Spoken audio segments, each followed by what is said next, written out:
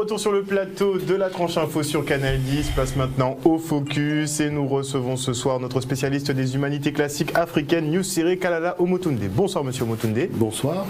Donc on va clore effectivement l'émission de la semaine dernière et on va aussi entamer ce débat autour de Cheikh Anta Diop qui serait un imposteur selon certains égyptologues et vous souhaitez donc remettre certaines pendules à l'heure. Ce qui est très clair, totalement.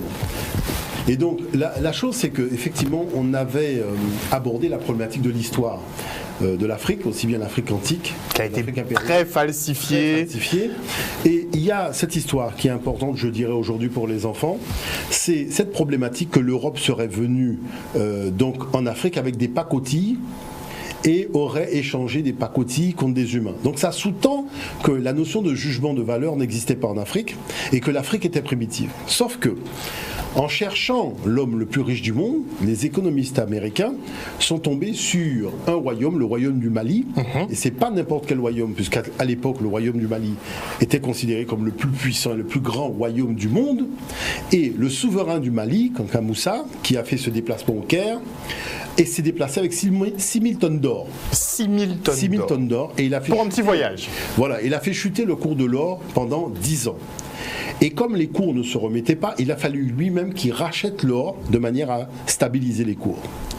Mais la chose qui est extraordinaire, c'est que si on a un souverain qui est le souverain le plus riche du monde et qui fait un tel voyage, on voit bien que, premièrement, l'idée qu'une Afrique primitive aurait été celle que les Européens auraient rencontrée en arrivant, c'est faux. Deuxièmement, la notion d'un roi le plus riche du monde, avec de l'or, des pierres précieuses qui auraient discuté avec des pacotilles, c'est aussi faux. Donc le fait d'avoir vendu des noirs contre des pacotilles... On voit bien que ça ne tient plus. Et il y a une chose quand même qui est relativement aberrante, c'est que quand nous étions à l'école, en tout cas moi quand j'étais à l'école, on me disait que les Européens, quand ils sont arrivés en Afrique, ils sont tombés sur des sauvages, donc des individus totalement primitifs. Mais 2 pages plus loin, on te dit que le roi a vendu. La question c'est depuis quand les sauvages primitifs sont organisés en royauté? Parce que soit vous êtes organisé politiquement en royauté et vous n'êtes plus sauvage, ou soit vous êtes sauvage et vous ne pouvez pas être organisé en royauté. Mais l'Européen, dans sa croisade contre la vérité, est capable de raconter tout et n'importe quoi. Le problème c'est que, je dirais, nous en face, on doit faire aussi preuve d'esprit critique. Et je viendrai avec un certain nombre de documents qui sont présentés aux jeunes générations et je vous montrerai à quel niveau ces documents sont totalement faux. Vous voyez, et ça c'est important de le souligner. Mais prenons le temps de regarder le document numéro 1, qui est le document de Kanka Moussa et de ce fameux homme plus riche du monde, et on rajoutera quelques précisions par la suite. Une fortune qui était quand même estimée à 4 000 milliards de dollars. C'est énorme. Ce qui n'est pas rien, effectivement.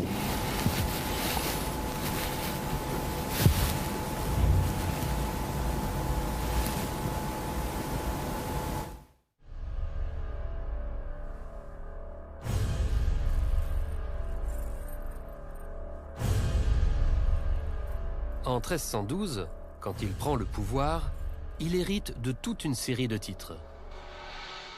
Roi des rois, Lion du Mali,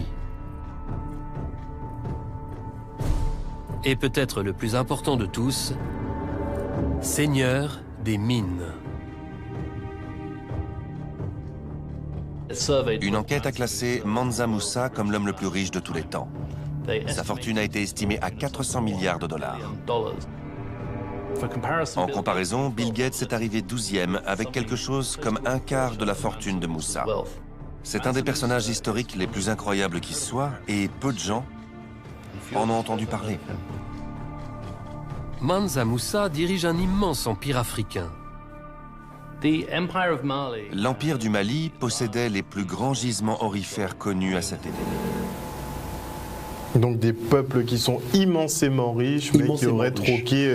Voilà, donc vous voyez que déjà, il y a un problème. Parce que nous étions censés avoir eu un récit de cette affaire des razzias négrières et de l'esclavage. Et on se rend compte déjà, ça commence par un énorme mensonge, parce que lorsqu'on a voulu chercher justement cet homme le plus riche du monde, 400 milliards de dollars, ce qui n'est pas rien, on se rend compte que finalement c'est bien en Afrique que les souverains étaient les plus riches. en rappelant néanmoins qu'il ne s'agissait pas de l'or de Kanka Moussa, mais l'or de tous les Maliens, c'est-à-dire de tous les habitants de cet empire. C'était la richesse de l'empire, c'était pas la richesse du roi. Ça, il faut le savoir que, je dirais, c'est un petit peu le discours colonial occidental qui ramène tout à la personne, alors que c'était un bien commun. Il n'y avait pas de propriété privée à l'époque. Mais ce qui est important, c'est que on va retrouver dans ce royaume les grandes institutions d'études, l'astronomie, l'écriture, l'architecture. Donc il va notamment au niveau de l'architecture pisée en terre. Ah ben, c'est un royaume qui va donner ses lettres de noblesse à cette architecture. Et jusqu'à aujourd'hui, moi je suis toujours un promoteur de cette architecture parce qu'elle est adaptée au climat. Puisque à l'ère où on parle de problèmes de matériaux de construction, je pense qu'il faut respecter la vision des anciens quand on construit dans des climats où on a une chaleur excessive à l'extérieur et ce matériau permet d'avoir une fraîcheur extraordinaire à l'intérieur. Mais je voulais, sur la problématique de l'imposture, revenir aussi à l'histoire de l'Europe. Savez-vous que quand nous étions gamins, on avait l'habitude de nous dire que les Celtes avaient fait les menhirs, avaient construit les obélix. Ces gros rochers, voilà, qu'Obélix justement dans Astérix porte. Tout ça. Et la chose, c'est que moi, depuis le début, j'ai dit que c'est totalement faux. Et que les constructions comme Stonehenge existaient déjà avant l'arrivée des Blancs en Europe. Ah ben, je voudrais vous montrer justement les conclusions de la jeune école d'archéologie qui rejoint parfaitement mes positions et qui explique pourquoi il y a eu un mensonge sur ce plan-là, ce qui montre bien qu'il y a cette habitude de mentir, en tout cas au niveau de l'historiographie occidentale. C'est important de regarder le numéro 2, le document numéro 2 que j'ai amené à ce sujet. C'est parti.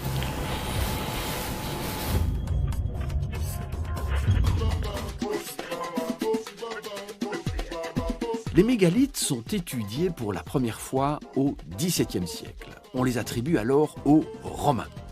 Au XIXe siècle, avec la montée du nationalisme, on considère que de telles constructions ne peuvent être que le résultat du génie de nos ancêtres celtes. C'est le début de la celtomania, propagande pour la grandeur celtique, qui transforme les dolmens en autels pour les sacrifices humains. Le mythe a un immense succès.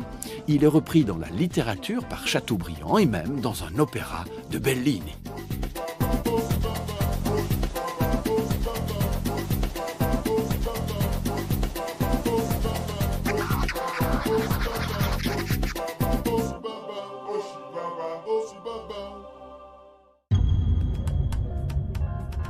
Les dolmens et les menhirs sont des œuvres de la préhistoire. Ce sont de véritables monuments qui peuvent peser plus de 15 tonnes. Ils ont été érigés au néolithique, c'est-à-dire à partir du 7e millénaire, et on va les retrouver à travers toute l'Europe. En Belgique, il existe des sites importants, comme Wéris et Lamsoul. Les dolmens, ce sont des tombes, et le matériel archéologique qu'on y a découvert date aussi du néolithique, c'est-à-dire 2000 ans avant l'arrivée des Celtes. C'est donc une preuve archéologique qu'il s'agit bien d'œuvres de la préhistoire. Les hommes préhistoriques ont d'ailleurs fait preuve d'une grande ingéniosité pour arriver à déplacer et ériger ces énormes dalles qu'ils recouvraient d'ailleurs parfois de terre ou de pierre. Alors, une petite démonstration? C'est facile quand on a la technique. S'il était évident que les mégalithes étaient préhistoriques, pourquoi alors les avoir attribués aux Celtes? Les vestiges archéologiques sont parfois pris en otage pour faire de la propagande. On constate d'ailleurs au XXe siècle que le nazisme, le communisme, les nationalismes ont parfois coloré la lecture et la transmission du patrimoine préhistorique européen. En fait, la société se projette dans sa vision du passé. Inconsciemment, c'est nous-mêmes que nous cherchons à apercevoir dans le miroir du temps.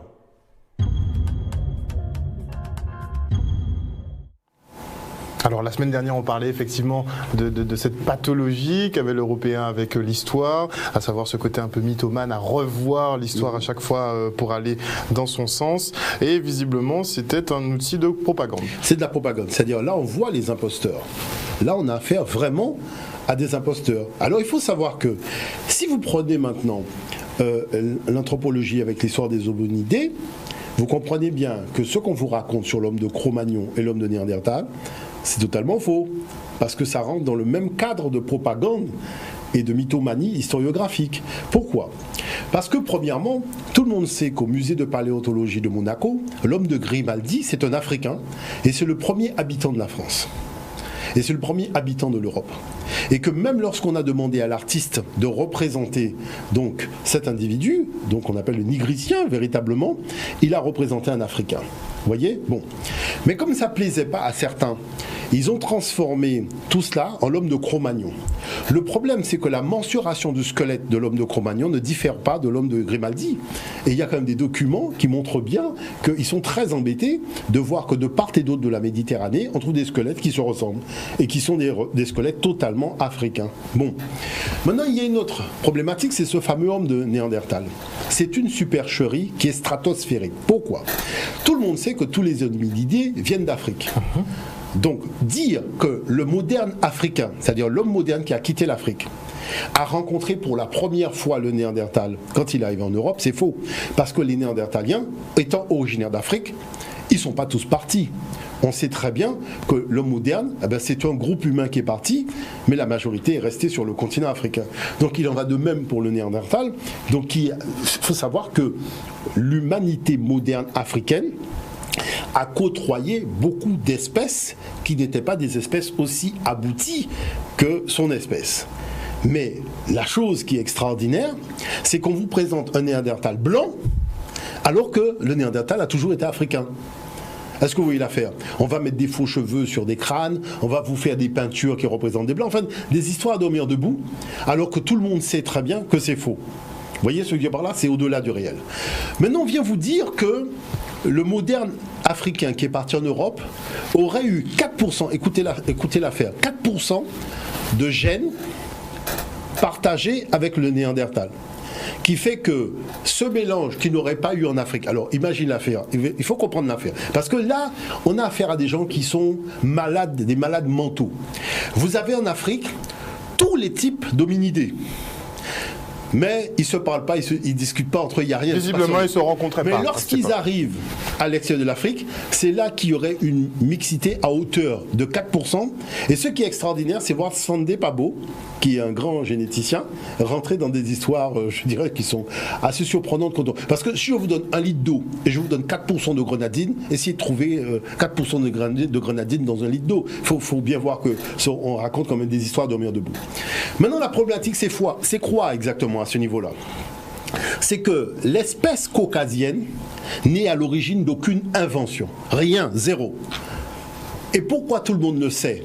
Parce que les conditions climatiques, qui étaient celles de la glaciation, ne lui ont pas permis de rentrer en phase d'observation du fonctionnement de la nature. Ce sont des gens qui vivaient dans des grottes. Et c'est dans ce problème de grotte où on a défendu sa grotte contre celui qui venait, c'est-à-dire on a réduit vraiment au caractère le plus primitif ce qu'on appelle la notion d'accueil de l'autre, qui fait que le comportement de l'Européen est toujours indexé à son comportement de l'époque quand il vivait dans les grottes. Et je tiens quand même à rappeler que les grottes existent jusqu'à aujourd'hui. Moi je suis allé voir un certain nombre de grottes parce que les choses sont là, c'est-à-dire on n'a pas détruit les grottes sont là. Vous voyez ? Donc ça c'est important de le souligner. Maintenant, concernant l'attaque qui a été faite au professeur Cheikh Anta Diop, vous savez que, moi je vais vous dire un certain nombre de choses parce qu'il faut bien comprendre la chose. C'est vraiment petit, c'est vraiment très petit. Moi qui ai eu l'occasion de m'entretenir sur la question avec la direction de l'UNESCO, vous savez qu'il s'est posé une problématique très simple dans les années 60, c'est que l'Afrique était le seul continent qui n'avait pas de livre d'histoire. Et qu'il était important de pouvoir rédiger ce qu'on appelle l'histoire générale de l'Afrique depuis l'apparition des premiers hominidés jusqu'à la période contemporaine. Est-ce qu'on allait s'enfermer, je dirais, dans une discussion africo-africaine ? Ça a été, je dirais, le côté extraordinaire de l'UNESCO, c'est de permettre une réunion de chercheurs internationaux qui allaient pouvoir débattre de la question. Donc ça, jusque-là, c'est OK. Maintenant, lorsque l'UNESCO demande au professeur Cheikh Anta Diop de se pencher sur le chapitre qui va concerner l'histoire antique africaine avec la civilisation de l'Égypte, le professeur Cheikh Anta Diop dit que je ne veux pas rédiger cette partie seul dans mon coin, puisque dès que je vais publier mes écrits, ils vont être attaqués par tout le monde. Et il sera trop tard pour faire un débat d'aéropage de savants. Alors, moi, ce que je propose, c'est que nous allons débattre de cette question dans un cadre ouvert et scientifique, en demandant à tous les pays occidentaux d'envoyer leurs plus grands spécialistes dans ce débat. Et moi, je prévois d'avoir 2 autres spécialistes africains à mes côtés, dont le professeur Théophile Obenga et le 3e qui n'a pas pu venir. Bon. Maintenant, il dit qu'il faut donner 1 an d'avance aux spécialistes pour qu'ils aient le temps de retenir cette date-là dans leur agenda et pouvoir effectuer leur déplacement et préparer leur intervention dans le cadre du débat. Donc l'UNESCO organise ce colloque au Caire en 1974. On se retrouve face à 2 camps. Il y a le camp de ceux qui disent que les Égyptiens étaient noirs. C'est le camp du professeur Diop et du professeur Obenga. Il y a le camp de ceux qui disent que les Égyptiens étaient des noirs à peau blanche, étaient des blancs à peau noire. Pardon, faut voir l'affaire. Des blancs à peau noire. Des blancs à peau noire, c'est écrit dans le document de Jean Vevis. C'est des blancs que personne n'a jamais vus. Des blancs à peau noire et à cheveux crépus.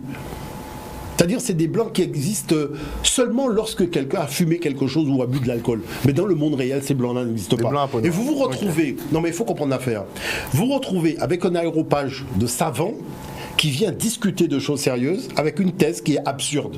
Bon. Mais la chose, c'est que la direction de l'UNESCO, qui a organisé les débats et qui a eu l'occasion de s'entretenir en privé avec les chercheurs internationaux, s'est dit que s'il n'y a que 2 spécialistes africains face à un aéropage de savants internationaux, ça va être quand même une raclée pour les spécialistes africains quelque part, parce qu'ils vont avoir des spécialistes en tout, en égyptologie, en anthropométrie, en fait, vraiment des gens qui vont venir avec leur technicité pour démonter leur thèse. Démonter leur thèse. Mais que dit la direction de l'UNESCO? Dès que le débat a commencé, alors qu'ils pensaient que les Occidentaux avaient des arguments sérieux, c'est-à-dire avaient des éléments probants, c'est-à-dire des fouilles archéologiques, des preuves scientifiques, des tests d'ADN, des choses comme ça, qu'est-ce qu'on se rend compte? Ils se rendent compte que, en fait, ils n'ont rien. C'était de l'idéologie. Et lorsque le professeur Diop et le professeur Obenga ont commencé à matraquer, ils ont été complètement déstabilisés. Et moi, je vais vous poser une question. Vous imaginez bien que le colloque du Caire a été enregistré. Où est l'enregistrement des échanges? Vous comprenez bien que le colloque du Caire a été filmé. Où se trouve le film du colloque du Caire? Pourquoi on cache? Pourquoi tout cela est caché? Puisqu'on dit que c'est un imposteur. Montrez les documents. Voilà que ces gens-là ont pris une raclée au colloque du Caire. Il y a eu le colloque de Barcelone auquel le professeur Obenga a participé, où il a mis une raclée. Il y a eu un autre colloque en Afrique à Dakar où ça a été encore une raclée. Et qu'est-ce qui s'est passé? Il s'est passé que lors des colloques internationaux, parce que vous savez, l'attrait de l'Égypte antique, d'une façon générale, auprès des Occidentaux. Mais on voit avec l'exposition de Toutankhamon, qui est la plus grande expo de tous les temps. Grande exposition. Donc bon. C'est l'Égypte qui fait la une de pratiquement tous les journaux de vulgarisation scientifique. Donc il y a un attrait important. Donc il y a beaucoup de débats. Mais quand on dit c'est normal que les spécialistes africains soient présents parmi les intervenants à tous ces débats, y compris les émissions de télévision sur les chaînes de télévision françaises, parce qu'il y a eu des lettres qui ont été faites. Il existe des lettres de refus de participation des égyptologues africains aux débats qui ont eu lieu sur les chaînes nationales françaises sur la problématique de l'histoire de l'Égypte. Vous voyez ce que je veux dire par là? Donc, à partir de là, vous vous posez la question, mais qui est l'imposteur en fait en réalité? Le professeur Diop, il a dirigé un laboratoire de carbone 14, l'IFAN à Dakar, qui est en liaison avec le CEA à l'énergie atomique à Gif-sur-Yvette. Il a été membre du comité scientifique donc à l'UNESCO pour la rédaction de la collection Histoire de général de l'Afrique et même les projets de l'UNESCO contre le racisme. Le professeur Cheikh Anta Diop y a pris part puisqu'il a participé à des colloques contre le racisme. Vous voyez? Et sans compter le fait que sa thèse de doctorat d'État, il l'a eu à Paris. Donc on a quand même des gens qui ont eu l'opportunité, je pense à des gens comme Yoyot, qui dit qu'il était là, mais la chose c'est que tous les spécialistes étaient là, c'est-à-dire les gens qui comptaient en matière d'égyptologie étaient là, qui sont toujours reconnus jusqu'à aujourd'hui, et le professeur Cheikh Anta Diop et le professeur Obenga leur ont mis une raclée. Est-ce qu'après ça, vous avez eu un article du professeur Diop dans Historia, dans Sciences et Vie, Sciences et Avenir, ou n'importe quel magazine, où on leur a donné la parole parce qu'ils ont été les vainqueurs d'un colloque international, un colloque scientifique? Non. On a interdit aux étudiants de citer les thèses de Diop ou de citer Diop dans leurs thèses. Quand Diop marchait sur un trottoir à Paris, les gens traversaient la rue parce qu'il ne fallait pas être vu à côté de Cheikh Anta Diop. Vous voyez l'affaire? Vous avez vu Aimé Césaire qui a dit oui, c'est le livre qui comptera le plus pour l'avenir de l'Afrique, mais les thèses de Diop n'ont pas été enseignées en Martinique. Alors moi, je vais vous poser une question. La question, c'est si Césaire était révolutionnaire. Vous voyez l'affaire? Il a été enseigné dans tous les pays africains. Même quand il y a eu les indépendances, il a été enseigné.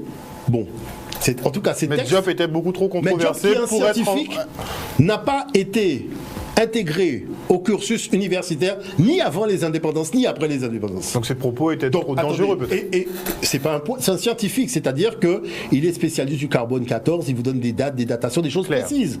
Donc il y a quelque chose dans cette affaire-là qui est de l'ordre de la mauvaise foi. Vous voyez ce que je veux dire par là?